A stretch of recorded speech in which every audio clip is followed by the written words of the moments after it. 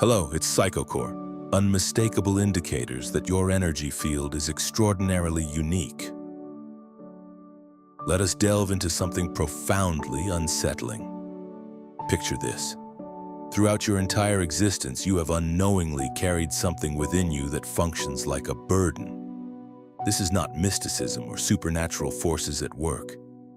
This is something far more complex and real. It is your shadow self, the hidden aspect of your psyche that remains invisible to others yet controls your actions like invisible puppet strings. This concealed part lurks behind every uncontrollable urge, behind every choice that destroys progress just when success seems within reach. Can you sense it? That persistent presence you cannot explain yet never disappears. Have you experienced moments when, surrounded by complete silence, you hear an internal voice that is not you, yet sounds exactly like you? This voice whispers destructive messages. The paradox lies in understanding that this voice does not despise you. Rather, it attempts to protect you from a place of deep woundedness. You have mistaken this wound for your core identity. You have become accustomed to existing on the brink of emotional breakdown without understanding why. To repeating behaviors that drag you downward, to sabotaging what you cherish, to numbing what causes pain, to pretending everything is acceptable while something internal pleads for cessation. Have you ever questioned why you behave the way you do when alone? Why you consume yourself with dark thoughts you share with no one? Why you repeat self-destructive patterns even when you recognize they are breaking you apart?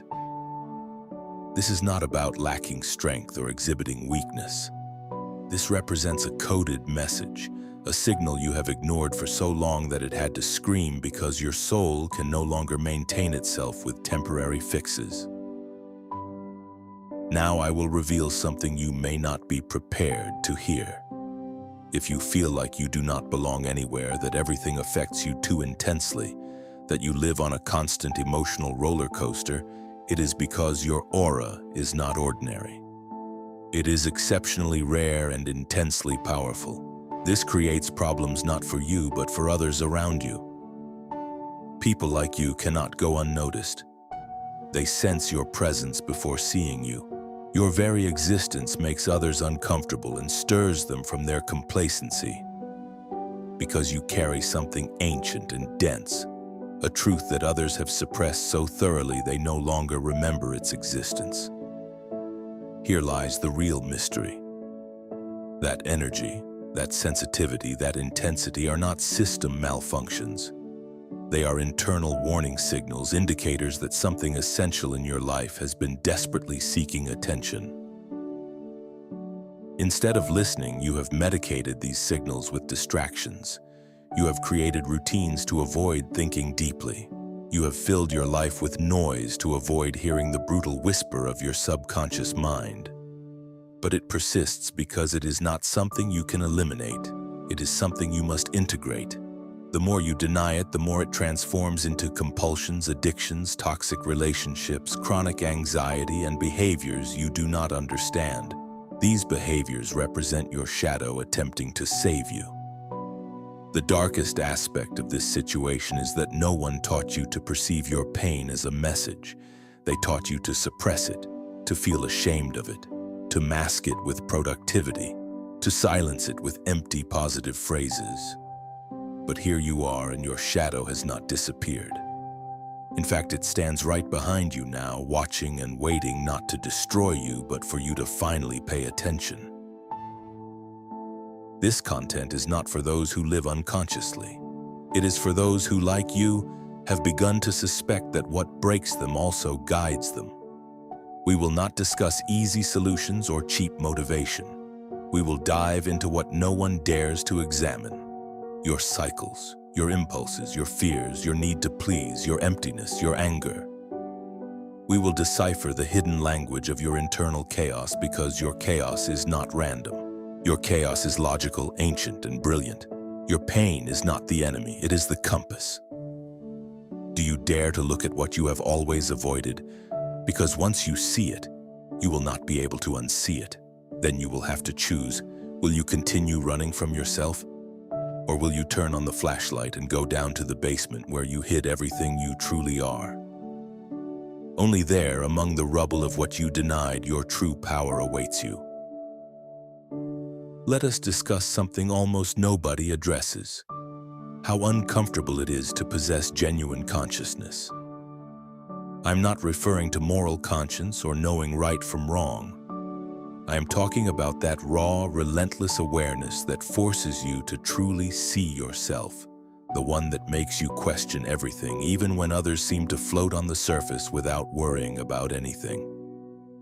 This is exhausting because when you see too much, you feel too much. When you feel too much, you begin building mechanisms to prevent collapse. The problem is that these mechanisms are the same ones that end up disconnecting you from yourself. Have you noticed how this operates? You begin having behaviors you do not understand. You isolate yourself without knowing why. You become addicted to things you do not even enjoy. You self-sabotage just when everything seems to be progressing well. Behind all of this, there is no madness. There is poorly processed clarity. When you have heightened sensitivity, reality does not enter your mind like it does for others. It arrives unfiltered and raw. Every word, every gesture, every silence is interpreted through 1,000 different layers. This creates an overload that few understand. This is where compulsive patterns are born, not from weakness, but from excess. You are not broken. You are overloaded. Your mind processes more information. Your body holds more tension. Your heart endures more until it cannot anymore. Then the escape mechanism appears. The repetitive behavior, the obsession, the temporary relief. But here's the twisted part. When you finally have that moment of relief through eating, drinking, distracting yourself, or releasing tension, the system relaxes and interprets it as a solution, even if it destroys you. You, being conscious, recognize this pattern, but you cannot avoid it because the mind does not respond to logic when what it needs is emotional relief. That is why repeating these patterns is not a choice, it is a response. The harder you try to control it through willpower, the more it slips away. What you need is not more discipline, it is more understanding, more presence, more space to feel what you have repressed for years. What makes this even more complex is that while you fight against this internal whirlwind, from the outside, everything appears fine. You have normal days, moments of calm, social appearances, and this makes even you doubt yourself. Am I exaggerating? Am I too dramatic? Why does everything affect me so much if my life is not that terrible? This is the trap, the self-deception you build when you start distrusting your own pain. But pain does not need permission to exist or justification. It simply is, and that is enough. Now listen carefully because this is crucial. The higher your level of emotional perception, the more sophisticated the ways you hide from yourself become. You no longer need substances or visible excesses. Sometimes it is enough to fill yourself with busyness, to care for everyone except yourself, to intellectualize everything, to say you have already worked on that issue when you have merely buried it under theories. What you do to escape is much more elegant than before, but equally destructive. Here comes the most difficult concept of all. Your shadow is not only composed of what you dislike about yourself, it is also made up of everything you do not dare admit you need. The desires you judge, the rage you disguise as calm, the need to be seen, loved, and validated that you have learned to deny to appear self-sufficient. The more you deny these needs, the stronger your unconscious urge to obtain them becomes. It is not that you lack control, it is that you lack permission. Permission to feel without filters, to get angry without guilt, to cry without explanations, to say you need something without shame. Most of your patterns exist not from addiction to pleasure, but from emotional hunger, from unheard needs, from wounds that remain open even though they have been scarred over on the surface. Do you want to know why breaking the cycle is so difficult? Because pain, even if it destroys you, is also familiar. It is predictable and controllable. While well-being, calm, and real connection feel strange to you, uncomfortable and suspicious. That is why when things start going well, you ruin them. Not because you are unintelligent or undeserving, but because the emotional system you have trained for years understands that good things are dangerous. Good things expose you and make you vulnerable because you do not know what to do with peace. This is the deepest core of everything. Your system does not want happiness, it wants safety. If safety was built in chaos, then that is what you will seek again and again. That is why it is hard for you to let go, why you repeat bonds with people who are not good for you, why you become dependent on things you hate. Your body interprets the familiar as safe, even if it hurts. So this is not a matter of willpower, it is a matter of deep emotional reprogramming. That reprogramming does not happen through force.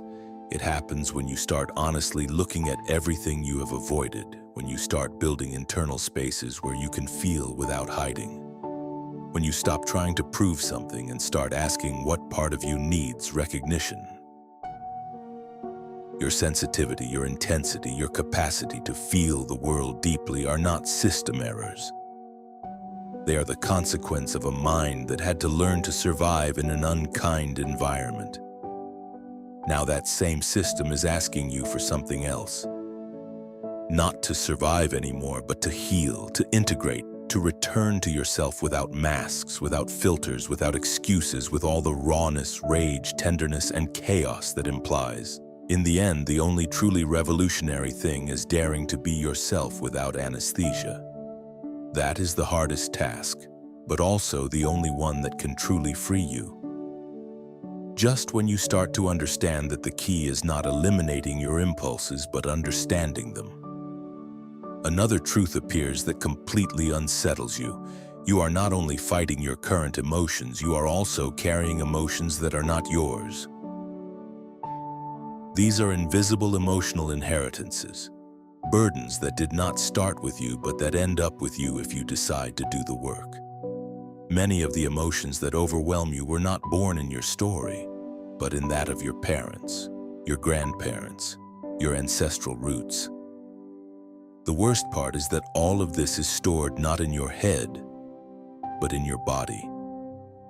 That anxiety that appears for no apparent reason, that deep sadness you cannot trace, that feeling of guilt for choosing yourself sometimes are not yours. They are unconscious loyalties you learned without realizing it, as if your body were a container for inherited emotions. They do not teach you this in school, nor do you see it in superficial self-help books. But you carry it inside and live it intensely every time you try to move forward and something invisible pulls you back. You decide to make a real change, start taking care of yourself, setting boundaries, saying no, and suddenly you feel bad. You feel as if you were betraying something, as if you were breaking a rule you do not remember agreeing to. This is called emotional memory. And it exists not only in your personal history, but in your lineage, in how your family learned to survive, in how your role models repressed, silenced, and endured. You inherited that way of being in the world, and now when you try to do it differently, your internal system experiences it as danger. That is when many give up because they believe pain means they are failing, when in reality it means they are freeing themselves. Change does not feel like freedom at first. It feels like betrayal because you are breaking invisible pacts that held a sick but familiar balance. That is why moving forward hurts, not because you are wrong, but because you are the first in your lineage to do things differently. That has a price. You will feel lonely and misunderstood. You will feel like you are going crazy. But it is not madness, it is rupture, evolution, deep emotional cleansing. No one applauds you for that work, no one notices, but you feel it, know it, and live it in your skin. So what can you do when everything you were starts to fall apart? The first thing is to understand that this is not the end. It is the beginning. This is the exact moment when your identity begins to rebuild itself from what is real, from who you are, not from what you were taught to be. Here starts another equally challenging process. Rebuilding your self-esteem, but not that superficial self-esteem based on achievements, likes, or social acceptance. I mean emotional self-esteem, the one based on knowing yourself deeply and still choosing yourself. This is the self-esteem that does not waver when you fail, that holds you when no one else does. Most of us have a self-image created by how others looked at us. Parents, teachers, partners, friends.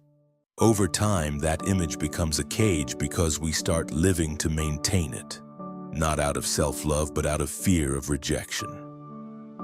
The next big challenge is breaking that image, stopping trying to be the person others expect.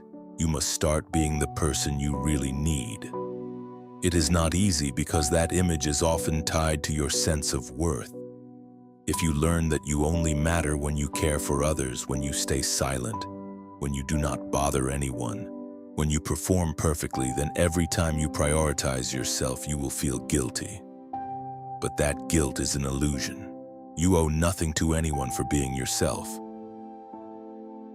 You are not here to maintain the emotional balance of others at the cost of your own well-being. If your aura, your energy, your intensity make others uncomfortable, so be it. You did not come to this world to be comfortable. You came to wake up, to transform, to break cycles. Now listen carefully because this goes straight to your nervous system. You do not need to be on alert all the time. You do not have to anticipate everything to avoid pain. You are no longer in danger, but your body does not know it yet. That is why it reacts this way. Why you live with constant muscle tension, why you sleep poorly, why you eat without hunger or stop eating with anxiety. Your body learned that being relaxed is synonymous with vulnerability. Here is the real work. Re-educating your system so it understands it no longer needs to defend itself. This is not achieved just with meditation or affirmations in front of the mirror. It is achieved with repeated acts of self-love, with clear boundaries, with moments of pause where you can tell yourself that you are safe, that you do not have to run, that you do not have to explain yourself, that you do not have to save anyone. At first, you will feel guilt, emptiness, even inexplicable sadness. But that does not mean you are doing it wrong. It means you are cleansing. You are shedding layers you have carried since childhood. You are releasing weights that were not yours. When you start living from there, something changes. Your impulses calm down. Your compulsions dissolve not because you defeated them, but because you no longer need them. You are no longer running away. You are inhabiting yourself. You are listening to yourself and acting from connection, not from emptiness. That is what no one teaches you. When you learn to truly be with yourself, many of your battles fade away on their own. Your intensity does not go away, but it transforms. It becomes creative fire, direction, brutal authenticity. It is no longer a weapon that hurts you, it is a flame that guides you. Then you stop fighting yourself. You stop seeing your sensitivity as a burden and start seeing it for what it always was. A door, a compass. A profound way to understand the world and transform it. That transformation starts with you. Here, now, where you can no longer pretend, where your soul demands truth, where your body begs for rest, where your story finally wants to be rewritten from consciousness and not from the wound. So do not cover it up. Do not deny it. Do not distract yourself. Look at it, listen to it, embrace it. Because in that part of yourself you fear the most lies, everything you need to free yourself. You are already ready, even if you do not know it yet. Just when you think you have understood what is happening to you, just when you feel you are starting to unravel the emotional chaos you carry inside, something deeper appears. Beneath all your suffering, beneath your impulses, your emptiness, your anxiety, and your need for validation, there is a powerful force waiting to be unleashed. This force does not resemble what they have sold you as self-esteem or empowerment. It is not an image of success or a perfect version of you. It is something much more raw and real. Your capacity to emotionally hold yourself without depending on external judgment. This means not needing to be okay all the time. Not demanding yourself to be an optimized version every day. When you discover that, when you start living from there, the spell breaks. Life stops feeling like a race to prove something. Your relationships change. Your way of working changes, even your way of breathing changes. You no longer need to fight so much or try to fit in.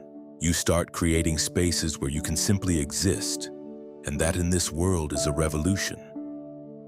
But there is one last trap, the most dangerous of all. Thinking that now that you understand everything, you will stop falling. Thinking that knowledge is immunity, that you will never again doubt yourself, sabotage yourself, or run from yourself. Listen, you will keep falling because growth does not make you perfect, it makes you honest. You will repeat patterns again. You will feel anxiety again. You will have days where you do not understand anything you feel. That is okay, because now you do not run from yourself. Now you see yourself, observe yourself, and choose yourself again and again. That is the difference between a life lived from unconsciousness and a life lived from truth. It is not that everything suddenly gets better. It is that you stop demanding yourself to always be okay in order to deserve love, respect, or rest. You give yourself permission to be human, complete, contradictory, intense, and free. Here comes the final part, the one only those who make it this far can understand. Your shadow is not what stops you from moving forward. Your shadow is what pushes you to wake up. Every time you overflow, every time you collapse, every time you feel like you cannot take it anymore, it is not the end. It is the body saying, enough ignoring me, listen to me, I need to heal. When you finally do, when instead of numbing yourself, you decide to breathe with what is, that is when your internal revolution begins. That is when your true life begins. If you have made it this far, if you have felt every word as if I were speaking only to you, let me tell you something. It is no coincidence. You are ready. You are on the exact edge where something inside you no longer wants to go back. If this content has stirred something in you, if it has given you a clue, a truth, or even an emotional awakening you needed, remember this message. Here we do not talk about the superficial. Here we keep digging, dismantling, revealing what others do not even dare to mention. If you truly connected with this message, know that you made it here, that you are not running away, that you are awake. Now, yes, I say goodbye, but not with a pretty phrase or typical conclusion. I say goodbye with a question that will haunt you much more than any advice. Who would you be if you stopped fighting against yourself? If you enjoyed this video, support the channel. Like, share, and subscribe.